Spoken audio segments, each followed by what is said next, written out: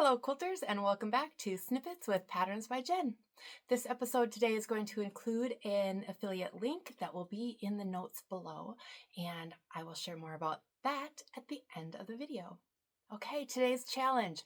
You are going to go to your stash and grab 2 fabrics.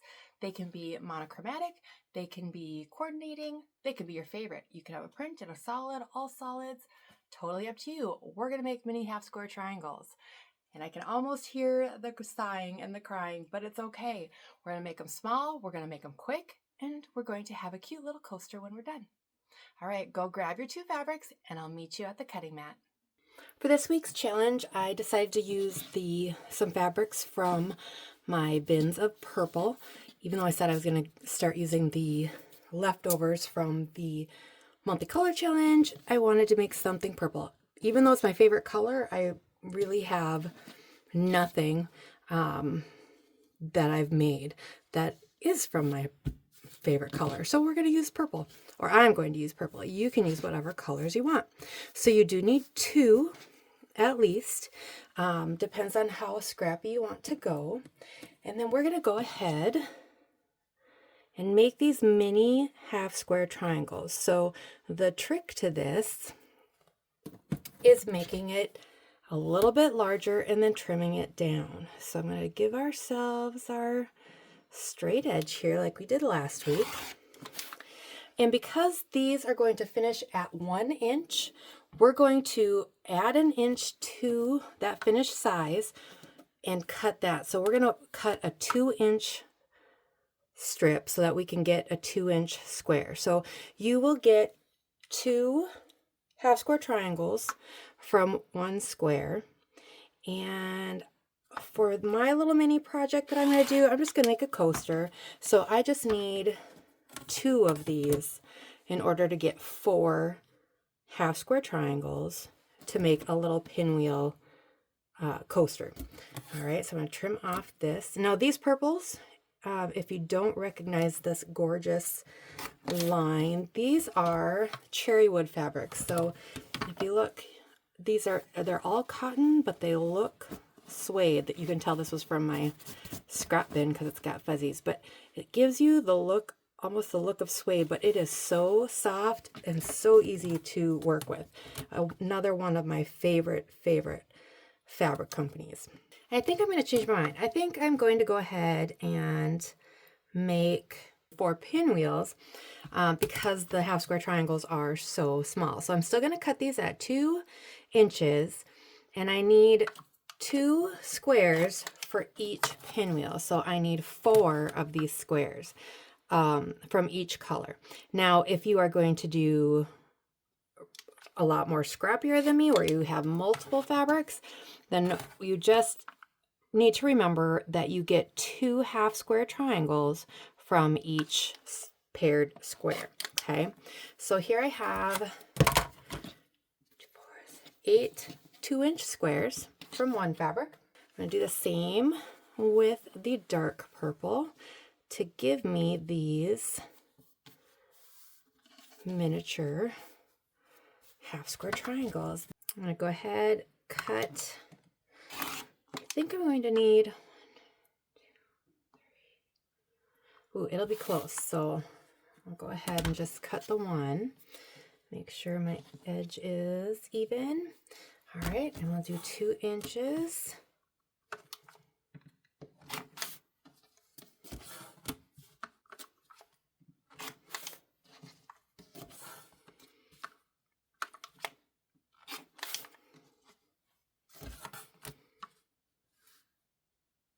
And when I'm lining this up, I am making sure that not only is my line here straight, it's also straight on the top and bottom.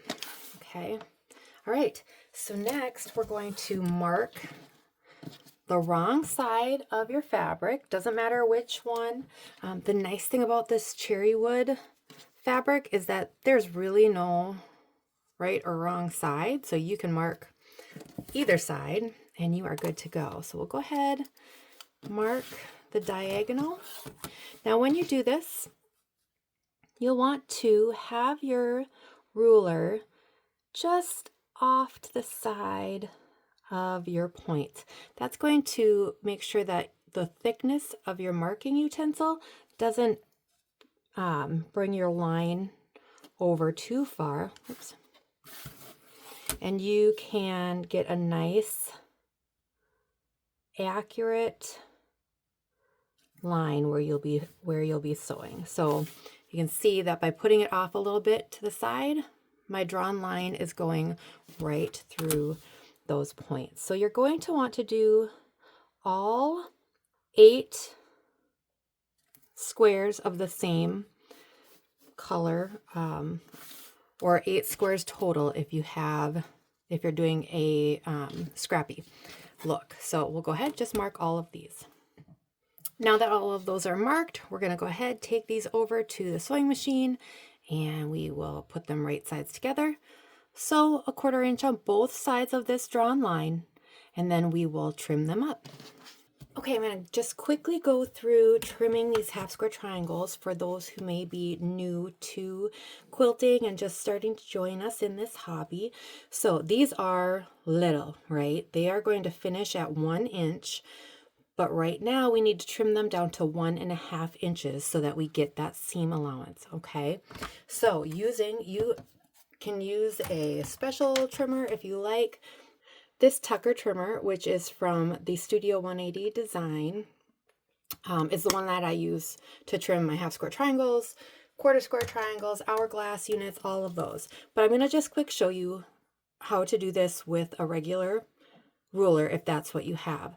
So we are going to trim to 1.5, and you want a ruler that has this diagonal because you're going to line that diagonal up on that sewn seam, okay? And now for this first trim, we want to make sure there is fabric all the way around this 1.5 inch square, all around the outside of it. We want to be able to trim that. Okay, so we have our diagonal is lined up right on that stitched line, and then we have fabric all the way around the outside of that 1.5 inch mark. And we'll trim those off. So we aren't trimming off a lot. We're going to rotate it. And now this time we're going to go ahead, line that diagonal on that stitch seam again, but this time we're going to line up the 1.5 inch line right on the edge, on the fabric, on the edge of that square. So there shouldn't be nothing on the outside of the 1.5 inch on this end. And we're going to trim off the extra here. And now we have a 1.5 inch perfectly trimmed half square triangle that will sew down and be a 1 inch later. Okay? So let's go ahead and go again. Let's do that again, just one more time. So we're going to line up the diagonal on that sewn seam. We are going to make sure for this first cut, there is fabric all around the outside. And you'll want to make sure, or try to trim as close to the edge on this first one as you can, so that if it slips, you have a little bit more fabric to work with. All right, so we'll trim that. Rotate it, line that diagonal up on that seam. Now we're lining up the 1.5 inch mark of our ruler on the edge of the fabric there and trimming. Okay, so now we're going to make our pinwheel. So I'm going to flip and bring these to the sewing machine and just sew that 1/4 inch. You will want to press so the seams are going the opposite direction. And that way, when we line it up and flip it, those seams will nest together really nicely. Now, they're small enough pieces that maybe you don't need to pin, but I'm going to go ahead and pin because there are so many layers to these half square triangle pinwheel units. So I'm going to make sure my seams are nested. These are straight. We're going to take our pin, go down and in on the right side of this, and come up on the left side. so that you're catching both seams on both. And then as you sew, we'll be sewing this way, and as you sew, when your needle comes and on this side of that stitch line, then you can leave the needle down, pull the pin, and continue. That way your seam stays locked and it doesn't slide, and you don't run over the pin. So we'll go do that quick and finish this pinwheel. Now that we have sewn these into little pinwheels, our next step is going to twist the seam. We do this so that when we have this and we're pressing, we don't have so much thickness right in the middle, all in one spot. Okay, so to do this, we're going to take our seam ripper and we are going to take out these stitches that are on this side of our sewn seam. So we're going to go ahead and take those out, flip it and grab these two. And these got a little small. Okay, and so now when we open this up,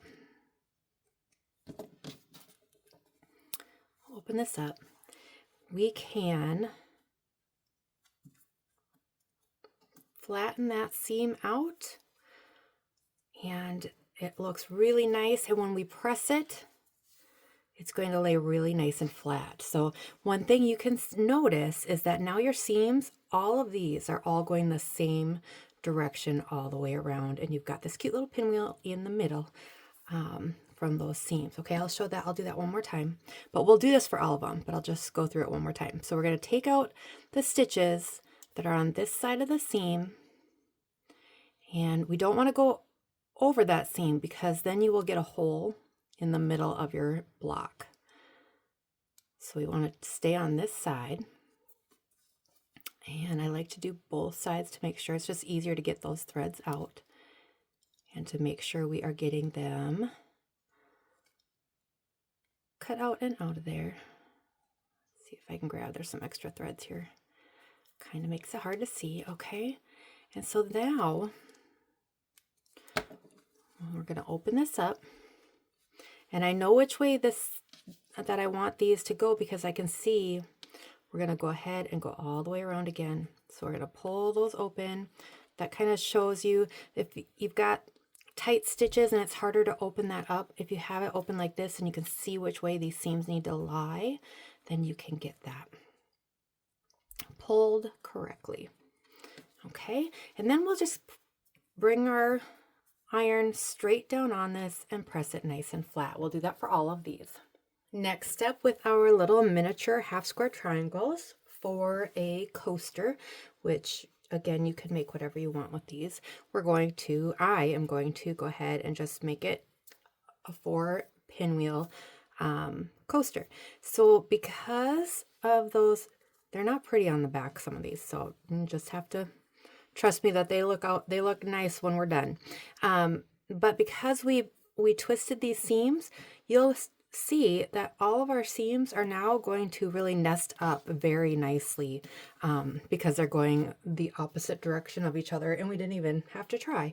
So I'm going to go ahead and do what I usually do, which is flip right over left, and I'm going to pin, nest those up really nicely. You can see how that nests up nice to each other. We'll go ahead, bring our pin down on the right, coming up on the left, so that when we are sewing, we know we can stop and pull that pin as soon as we cross that seam line, and then we don't run the risk of sewing over that pin and causing issues with our sewing machine. So we'll go sew those quick. Once we're done with that, we are again going to press our seams the opposite direction so we can come in and pin again. Got it pinned right to left. Once I am done sewing this seam and pressing it, I am going to go ahead and cut out a square of fabric, and I think I'll use my dart because I have a nice pretty big piece left over, a 4.5 inch square, because that's where this is going to be at right now, and that will be the back of my coaster. I actually went ahead and twisted this seam as well, just again because we have so much fabric coming into that middle part. So now we're going to make this into a coaster. So here's my 4.5 inch square that I'm going to use as the back of my coaster, and I'm going to just flip this over and match it up. So what I like to do, because I'm just going to sew around the edge and then turn it right side out and sew the seam closed. So I like to take a pin and mark my starting and stopping points. So I don't want to sew too much, too close and not being able to flip this out. There's a lot of seams there. So I put the pins there just to remind myself. So I'll start here and I will sew all the way around and I'll stop here, and I will do a back stitch here to keep those in place, but then I'll flip it right side out and stitch all the way around one more time. So let's go do that. Okay, so let's sew this together. Go ahead, take a couple back stitches. Then when I get up to this first corner, I'm going to stop about 1/4 of an inch away, rotate it a little bit, take 3 stitches, and then continue on my way. This is going to help me get a nice point. It sounds a little counterproductive to take those stitches, but it is going to help me have nice pointy corners. So again, coming about 1/4 of an inch, 1, 2, 3, and continuing on. And so once I'm done with this, we are going to just go ahead and turn it right side out, and then I'm going to go ahead and just stitch I'm going to stitch all the way around, and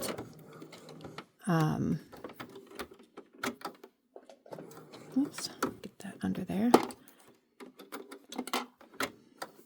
I'm going to stitch all the way around, catching this open seam. Okay, so let's go ahead,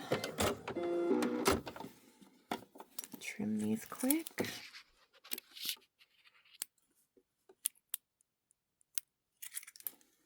Didn't mean to hit that. Okay, so this is going to take a second. Just push it through and pull it out. That's the nice thing about fabric, is it doesn't matter. You don't have to be too gentle with it, especially now that it's sewn. Now, if there were bias seams and bias edges, yes, we'd have to be a little bit more careful. All right, I've got it kind of done. So I'm going to take my little handy dandy purple thing and push those corners out just a little bit. Now here I do want to be a little careful. I don't want to shove through and break threads or break through the seam. So we'll go ahead and get these out.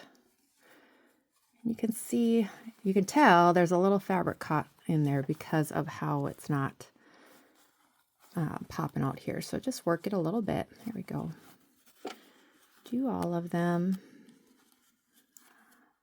All right, now I'm going to take a quick second and change out my thread to a nice purple because I am going to go ahead and stitch all the way around. I'm also going to give this a little bit of a press so that these edges are nice and flat. Went ahead and just press the edges a quick minute. And I also forgot to mention that I also press the opening so that it's got a 1/4 inch pressed seam allowance in there, just to help keep it where it needs to be while I'm stitching this. So I'm going to do a top stitch. I'm going to stitch about 1/8 of an inch in from the edge, just because I want to make sure I catch that 1/4 inch opening and make sure that gets all closed up nicely. So I'm going to come over and change my stitch length. Right now it's at 2. I think I'll go up to 4. And just do a quick top stitch of this. So I'm going to start actually on the side with the opening first. My thread that I'm using is a lighter purple, so I'm going to start in the light purple area.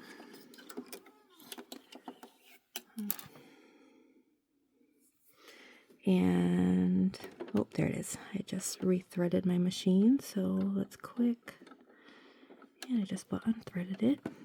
Okay, now that I have my thread situation figured out, I'm going to go ahead and start again in that lighter purple. And I'm actually going to move my piece so that it is kind of halfway between the 1/4 inch and then where my needle is, because I want about 1/8 of an inch for this top stitching. That way I'll catch that the 1/4 inch seam here. So I've moved that over, and then I'm going to hold the tail of my upper thread here. I'm going to take a couple stitches and keep pulling that so that I don't get a knot bunched up underneath, okay? And then we'll go ahead and sew this top stitching down, catching that 1/4 inch open seam.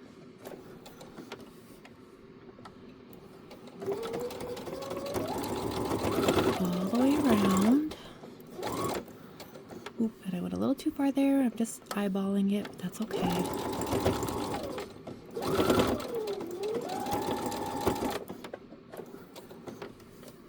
And one more corner. Keep your thread pulled and out of the way here. And I'm going to go ahead and pull this top thread, or bottom thread, excuse me, all the way to the top. I'm going to hold this out of the way. Okay. That time I did go way too far. I'm going to actually take one stitch back. There we go. So now it's not quite as pretty as I would like, but that's okay. I'm going to come over here. I'm going to go over where I started stitching, do a quick back stitch, and then lock it. Okay, so we'll take a look at what that looks like. So you can see I did get one stitch too far over here, but I did, by pulling that bottom thread to the front, now I'll clip this right here, and I've got a nice little finish there. It doesn't have, you know, we get that that bottom thread can sometimes knot underneath, and now we don't have that. And I will trim these off as well, and we are done with our coaster. How was that? Did you get your cute little mat made? I hope you did, and I hope that you enjoyed just a quick little project to get your juices flowing. If you're watching this in the morning, I hope that spurs your creativity all day long. If you're working in the evening and you're heading to bed, I hope that you have sweet dreams of sweet quilts. So here it is. The pattern I have included in the McCall's Spring Quilting Magazine, coming out January 28th, and you can get the digital magazine right now. This cute little table runner takes 3 blocks, has kind of a retro vibe, which I'm loving right now. It's going to totally lighten up my dining area this spring. The fabrics are from Northcott, and it is their Garden Groove fabric line, so that's kind of a cool little fun spin on that as well. All right, so the affiliate link will be in the comments. Once you've pulled your fabrics and finished your coaster, I hope you share them in the Quilt and Learn with Patterns by Jen Facebook group or on Instagram with #Snippets. If you don't do either of those, please email me at jen@patternsbyjen.com and share with me. I would love to see your work. Go make something you love.